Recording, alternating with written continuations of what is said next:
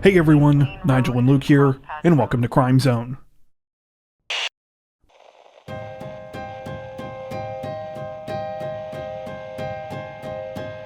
Authorities in Flagler County, Florida say that a 57-year-old man was arrested and charged this week after he pretended to be an undercover DEA agent in order to get a discount at a fast food restaurant. According to reports, the situation took place on April 11th when a man named Jesse Stover went to a Wendy's location in the city of Bunnell. Upon ordering his food, he requested the customary 50% discount for police officers and was asked by the location's manager to see some credentials. Apparently, Stover quickly flashed what appeared to be a badge, but did so quickly enough that it made the manager suspicious enough to ask for a closer look. Immediately after the manager requested to see the badge again, Stover reportedly became argumentative, claiming that he was an undercover DEA agent. He also threatened to report the manager and employees at the restaurant to Wendy's corporate office. The argument continued for some time until the employees called 911. When police arrived at the scene, it's alleged that Stover immediately changed his tune, denying that he ever claimed to be a police officer or a federal agent. When he was searched by the responding officers, they quickly discovered that the badge that Stover reportedly flashed at the Wendy's manager was a concealed weapon permit. Stover was arrested at the scene and was charged with falsely impersonating an officer. According to reports, he has since been released from jail on a $2,500 bond.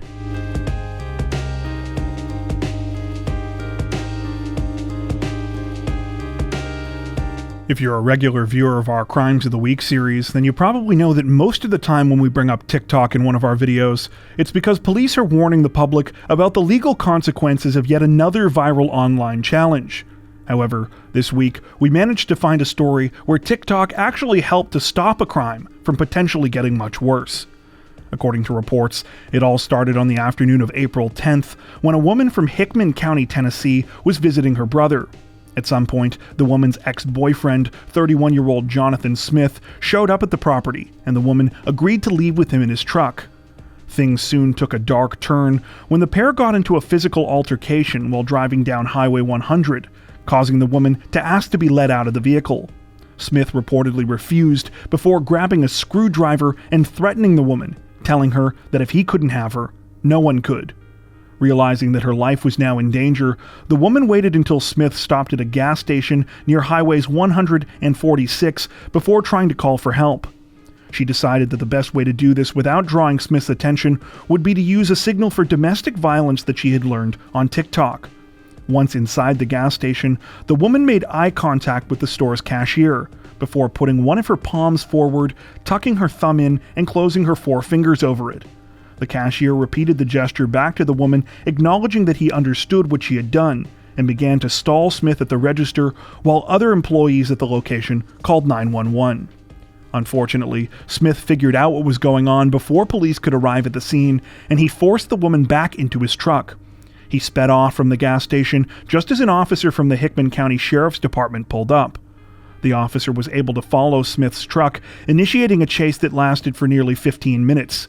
The situation finally came to an end when Smith lost control of his vehicle in Dickson County and crashed his truck into a creek. He was captured while trying to flee on foot, and the woman was safely rescued without any injuries.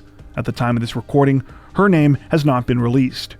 Police have since credited the hand gesture that the woman learned on TikTok with saving her life, saying that this isn't the first time it has helped to successfully rescue a domestic violence victim in danger.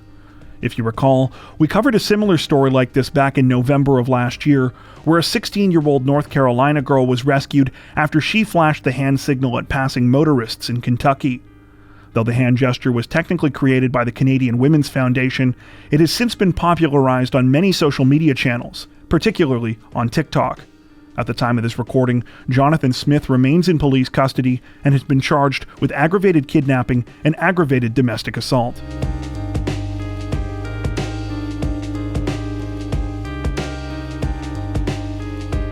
Authorities in the city of Columbia, South Carolina, say that they've arrested and charged one suspect this week after a shooting at a local mall left 14 people injured.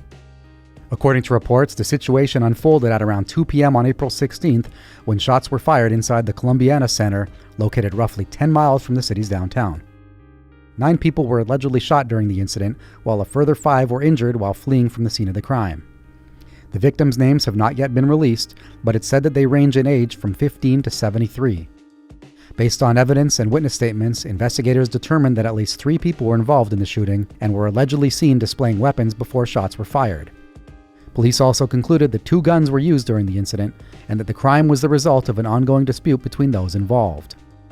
According to reports, 22-year-old Jawayne Price has now been arrested in connection with the shooting, though it's unclear whether he was one of the 2 suspects actually believed to have fired a gun during the incident.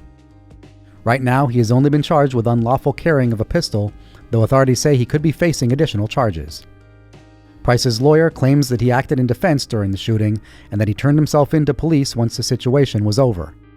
Price's bond was subsequently set at $25,000, though it was on the condition that he be under house arrest and wear an ankle monitor. At the time of this recording, it appears the police are still searching for the other 2 suspects allegedly involved in this week's mall shooting. Anyone with information about the incident is encouraged to reach out to the Columbia Police Department or Crime Stoppers.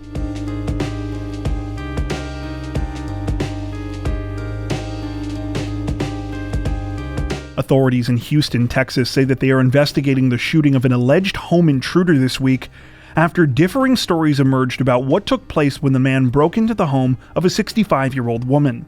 According to reports, the incident began at around 12:30 a.m. on April 12th, when police were called to a residence on the 12,500 block of Cooperstown Drive in southeast Houston. When they arrived, they found a deceased man who had been shot by the 65-year-old homeowner's 40-year-old son. When initially questioned, the 65-year-old woman said she awoke to the sound of a knock at her front door and saw that there was an unknown man there dressed in hospital scrubs. The man allegedly claimed to be a healthcare worker and asked to be let inside. The woman told investigators that she refused the man entry and called her son for help, but at some point, the man broke through the front door and came inside. She said that her son arrived just in time to fatally shoot the intruder. However, upon further investigation, police came to different conclusions about how the incident unfolded. They now say that they believe the intruder never came to the front door, and instead tried to break in through the woman's bedroom window. Furthermore, police allege that the woman herself was armed at the time of the attempted home invasion, and that she was able to hold the suspect at gunpoint until her son arrived. They claim that rather than calling for help right away, the woman and her son only dialed 911 after the son arrived and confronted the man, and the situation turned fatal. Few additional details are available about the case at this time. However, a couple of the local reports we came across suggest that the homeowner's 40-year-old son could soon be facing charges in connection with the shooting. At the time of this recording, none of the names of those involved have been released, and the situation is still under investigation.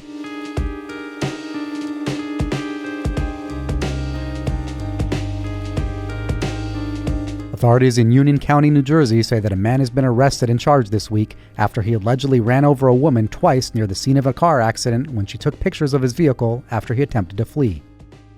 According to reports, the incident took place at around 8:30 a.m. on April 12th when police were called to a property on Salem Avenue in the city of Elizabeth. When officers arrived at the scene, they found a 23-year-old woman on the front lawn of the residence who was suffering from numerous injuries. Witnesses told police that the woman had been involved in a minor car crash in the area, but that after the accident, the male driver of the other vehicle had tried to flee the scene. When the woman began taking pictures of the man's vehicle from the sidewalk, things took a terrifying turn when the man started chasing after her in his silver Mitsubishi. The woman ran for her life but was eventually struck and run over by the man. He ran over her a second time before fleeing the area. Though the woman thankfully survived the horrifying ordeal, she was rushed to the hospital in critical condition. Thanks to witness statements and surveillance camera footage taken from a neighboring house, police were soon able to track down the alleged suspect, 56-year-old Vincent Jean. Apparently, Jean was still inside his damaged vehicle at the time of his arrest.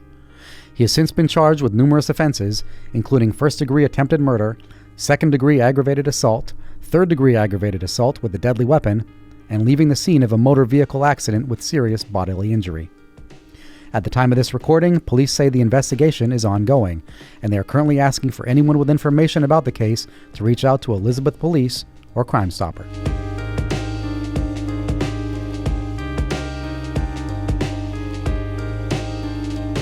Authorities in Ouachita Parish, Louisiana say that they recently arrested a 35-year-old woman after she accidentally sent her 4-year-old child to daycare with meth and other drugs in her lunch bag. According to reports, the incident took place on April 5th when employees at the daycare center in West Monroe called state police to report the disturbing contents of one of their students' lunch bags. Inside the bag, staff had found a gram of meth, half a Xanax bar, and 5.5 doses of the sedative clonazepam. Police soon tracked down the 4-year-old's mother, 35-year-old Jennifer Wise, who admitted to purchasing the drugs found in the lunch bag a day earlier. Wise said that she had somehow misplaced the drugs and had actually been looking for them. A search of her residence yielded 9 more grams of meth, as well as digital scales and plastic baggies allegedly used for drug dealing. Wise was arrested and is now facing 4 felony narcotics charges, as well as 2 misdemeanors.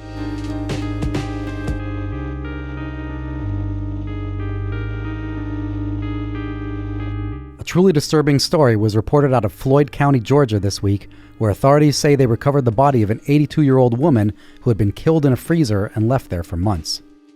According to reports, the grisly discovery was made on April 14th at a home in the community of Armurchie. The property belonged to 82-year-old Doris Cumming, who had recently been reported missing by concerned family members. The family members initially believed she had moved out of state, but grew more and more concerned when they failed to hear from her for a few months. Police now believe that they've pieced together the 82-year-old's horrifying final hours and know the person allegedly responsible for her death, her 29-year-old grandson, Robert Keith Tincher III. According to reports, Doris was injured in a fall at her home in December. Her grandson, who also lived at the property, was home at the time. However, instead of getting her medical attention, he proceeded to kill her. Police allege that after the fall, Tincher was aware that his grandmother had broken several bones, but he proceeded to drag her through the house, injuring her further. He then disturbingly wrapped her in plastic and forced her body into a large freezer where he left her. Disturbingly, Tincher was apparently aware that Doris was still alive when he placed her in the freezer. He reportedly lived with the body in the house for months, temporarily moving it to a storage unit at one point before it was discovered this week. Perhaps most alarming of all about the case was Tincher's alleged motive. Apparently he had nothing against his grandmother, and the two of them got along well, but he was afraid that if he called 911 to get help for her, that he would be arrested for an outstanding warrant from 2018. Tincher was arrested following the discovery of Doris's body, and at the time of this recording remains in police custody. He has been charged with murder, aggravated battery, and concealing the death of another.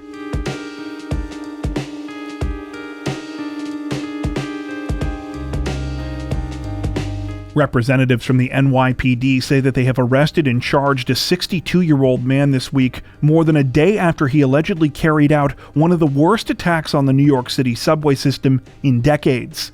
According to reports, the incident began on April 11th, when 62-year-old Frank James picked up a rented U-Haul van in Philadelphia.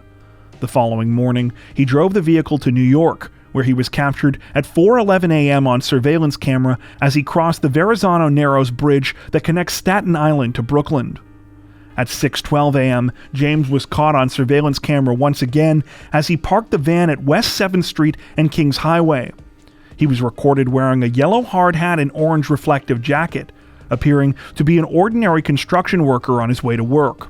He carried with him a backpack in one hand and a rolling duffel bag in the other. More than 2 hours later, at around 8:25 a.m., James boarded an N train headed for Manhattan, now wearing a gas mask. Once inside, he activated a smoke canister that had been concealed in one of his bags and opened fire on other passengers inside the subway car with a handgun, just before the train pulled into the 36th Street station in Sunset Park. 10 people were shot, while at least 19 others were injured as they desperately ran for safety once the subway's doors opened. Miraculously, no one was killed, though 5 people were taken to the hospital in critical condition.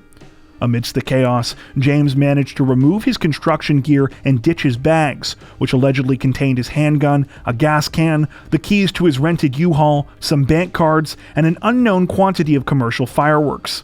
Though he was captured on surveillance video exiting the subway, no one knew it was him because of the clothing change, and he managed to slip away undetected.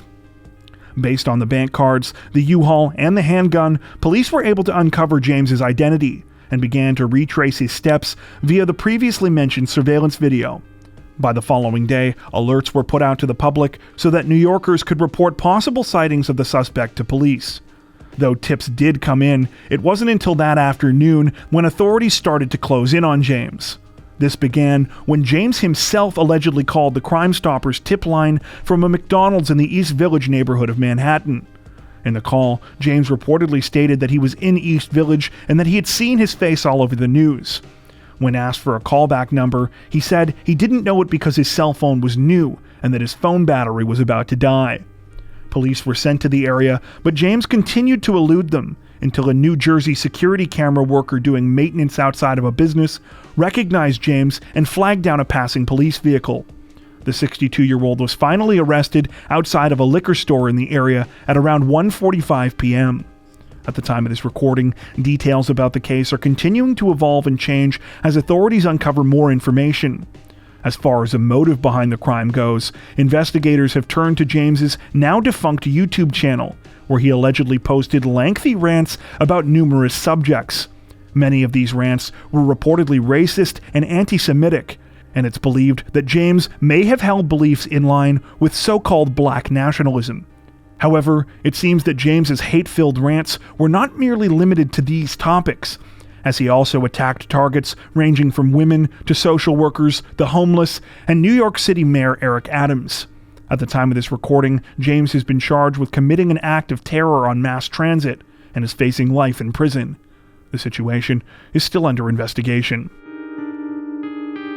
That's it for this edition of Crimes of the Week.